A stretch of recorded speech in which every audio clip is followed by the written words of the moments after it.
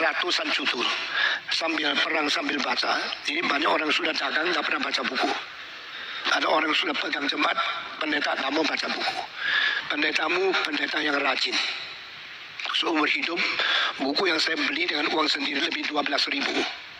Saya tidak habis-habis mengisi supaya menjadi pemimpin yang baik. Banyak pendeta karismatik ditanya tentang sejarah, tentang militer, tentang politik, tentang etik. Semua tidak tahu. Tapi dia kira dipanggil Tuhan menjadi pendeta. Akhirnya gereja dijadikan kacau balau. Engkau bilang saya sering ikut kebaktian loh. Saya selalu ke gereja. Saya kasih tahu ya, kalau pendetamu ngawur, engkau makin banyak ikut kebaktian, imanmu makin kacau. Kalimat ini saya bicara kepada sekelompok wanita yang sangat rajin kemana-mana ikut persekutuan. Setelah 3 tahun mereka bilang, iya Pak, saya ikut persekutuan Sungai Yordan, persekutuan karismatik, persekutuan daripada gereja-gereja yang namanya aneh-aneh. Saya makin kacau. Akhirnya saya bilang, kembali kepada doktrin yang benar, ikut kebaktian gereja Reform Injil, engkau baru dibalikkan menjadi orang Kristen yang normal. Guys, saya sangat setuju dengan apa yang Pak Tong katakan ya. Karena semakin kamu masuk ke dalam persekutuan-persekutuan yang tidak memiliki doktrin, semakin rusaklah imanmu. Tapi gereja yang sejati harus punya doktrin, bahkan harus mengajarkan doktrin itu minimal seminggu sekali ya. Seminggu sekali dalam sebuah PA atau dalam sebuah persekutuan rutin, itu harus ada penggalian doktrin-doktrin Kristen. Teman-teman, doktrin Kristen ada sangat banyak teman-teman ya. Dan mengapa doktrin itu penting? Karena itu melatar belakangi cara kita berpikir ya. Dalam orang bertindak itu ada pikiran. Dalam orang berpikir itu di belakangnya ada doktrin.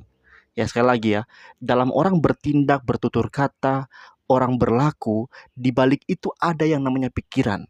Nah, di balik pikiran itu ada yang namanya doktrin. Doktrin ini sangat penting. Dia menjadi akar dari segala apa yang kita lakukan. Di Alkitab mengatakan, jagalah hatimu dengan segala kewaspadaan, karena dari situlah terpancar kehidupan. Saudara-saudara, kata hati di dalam Alkitab itu bukan hanya menunjuk pada perasaan emosi lu aja, enggak. Kata hati itu berbicara mengenai tempat di mana doktrin Anda, di mana presupposisi Anda, di mana latar belakang pikiran Anda berkumpul. Semua di dalam hati ini. Mari teman-teman, sebagai orang Kristen kita harus sungguh-sungguh mau melihat persekutuan kita. Apakah di persekutuan kita hanya melulu bicara tentang kekayaan, bicara tentang kesuksesan, bicara tentang motivasi-motivasi menghadapi masalah, ya? Hanya melulu bicara tentang bagaimana kita mendoakan, tapi sama sekali tidak pernah membahas ajaran-ajaran penting di dalam Alkitab. Mari lihat, mari kembali kepada pengajaran yang benar, yang sesuai dengan kitab suci.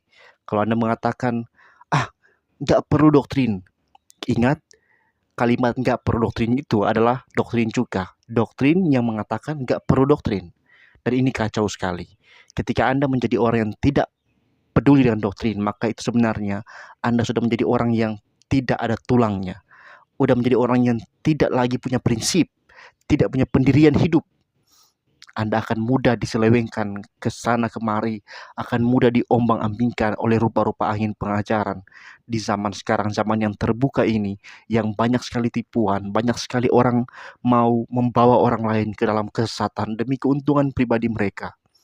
Maka mari perhatikan gereja di mana kita bersekutu. Apakah gereja ini mementingkan pengajaran Alkitab atau tidak? Kalau tidak, silakan pindah gereja, ya.